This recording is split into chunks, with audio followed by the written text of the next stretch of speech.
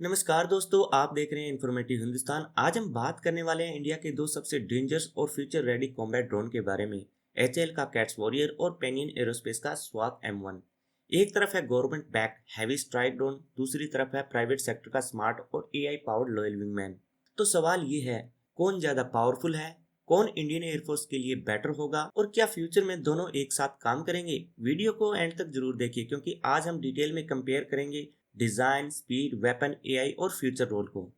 सबसे पहले समझते हैं कि लॉयल विंगमैन होता क्या है। लॉयल विंगमैन एक ऐसा अनमैन्ड कॉम्बैट ड्रोन होता है जो फाइटर जेट के साथ साथ उड़ता है।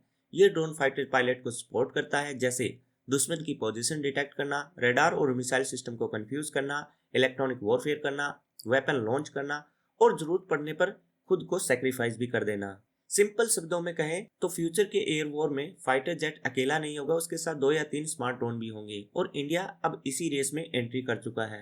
एचएएल यानी हिंदुस्तान एरोनॉटिक्स लिमिटेड का कैट्स वॉरियर इंडिया का सबसे एडवांस लॉयल विंगमैन प्रोजेक्ट माना जा रहा है।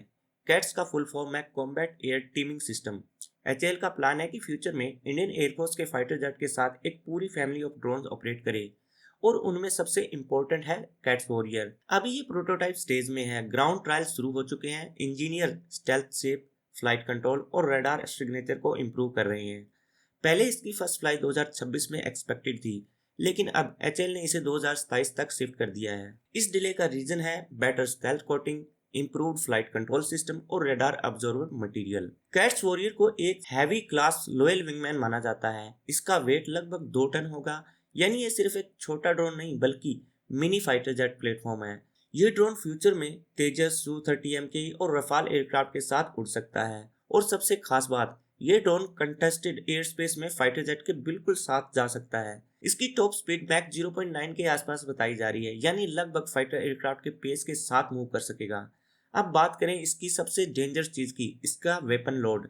कैट्स वॉरियर लगभग 650 किलोग्राम तक का पेलोड ले जा सकता है और ये कैरी कर सकता है अस्त्रा mark 2 missile, smart anti airfield weapon, precision guided bombs और अल्फा एस स्मॉर्म ड्रोन। सोचिए, एक ड्रोन जो खुद मिसाइल कैरी करे और साथ ही अपने अंदर से छोटे छोटे स्वार्म ड्रोन भी लॉन्च कर दे, यानी एक ही प्लेटफॉर्म मल्टीपल टारगेट पर अटैक कर सकता है। इसीलिए एक्सपर्ट इसे फोर्स मल्टीप्लायर भी कहते हैं। लेकिन कैट्स वॉरियर के साथ एक प्रॉब्लम है। अभी इसमें जो PTAE 7 इंजन यूज किया जा रहा है, ये इंजन ओरिजिनली टारगेटेड ड्रोन के लिए बनाया गया था, इसीलिए अभी ये ड्रोन की फुल परफॉर्मेंस को अनलॉक नहीं कर पा रहे। फ्यूचर में एचएएल इसमें HTFE-25 टर्बोफैन लगाना चाहता है और अगर ये इंजन सक्सेसफुली डेवलप हो गया तो कैट्स वॉरियर ज्यादा स्पीड, ज्यादा रेंज और ज्यादा पेलोड ले जा सकेगा।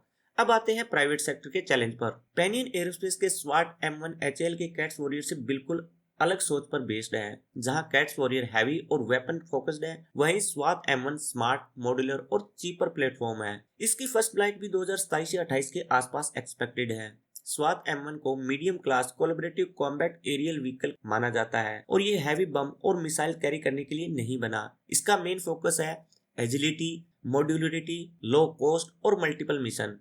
पेनियन ने इसे प्लग एंड प्ले डिजाइन के साथ बनाया है, यानी आज आप इसमें सर्विलेंस पैकेज लगा सकते हैं, कल इलेक्ट्रॉनिक वॉरफेयर सिस्टम और परसों डिकॉय मिशन पैकेज। ड्रोन को पूरे बदलने की जरूरत नहीं पड़ेगी, सिर्फ मिशन पैकेज बदलना होगा।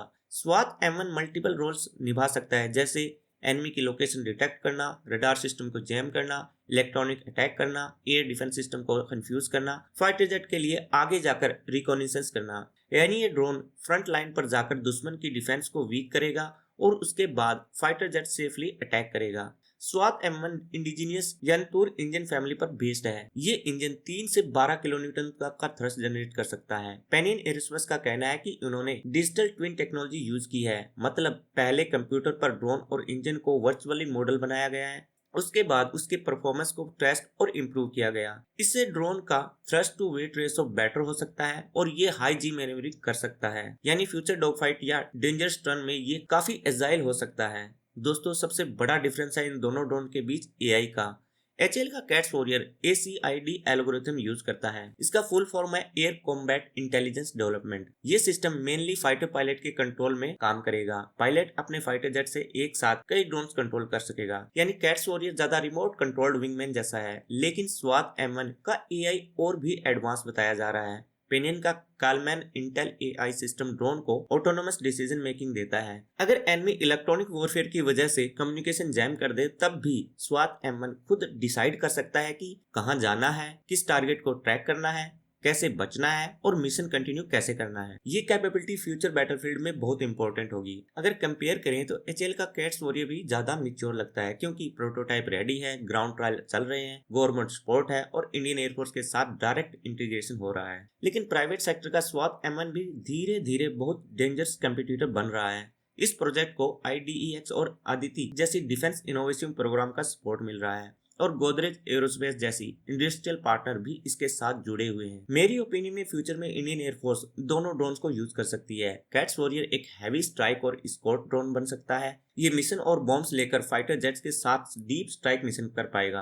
वहीं स्वात M1 एक स्मार्ट स्पॉट ड्रोन का हो सकता है। ये इलेक्ट्रॉनिक वॉरफेयर, सर्विलेंस और एनिमी रडार को कंफ्यूज करने का काम करेगा। यानी फ्यूचर में इंडियन एयरफोर्स के फाइटर जेट के साथ हो सकते हैं कैट्स वॉरियर, स्वात M1 और साथ में स्वार्म ड्रोन, और तब बैटलफील्ड कंप्लीटली बदल जाएगा। तो दोस्तों, आपको क्या लगता है, कौन ज्यादा पावरफुल है, HAL का कैट्स वॉरियर या पेनियन का स्वात M1? कमेंट सेक्शन में हमें जरूर बताएं। अगर वीडियो पसंद आई है तो लाइक करें, शेयर करें और चैनल को सब्सक्राइब। मैं मिलता हूं आपसे नेक्स्ट वीडियो में, तब तक के लिए जय हिंद।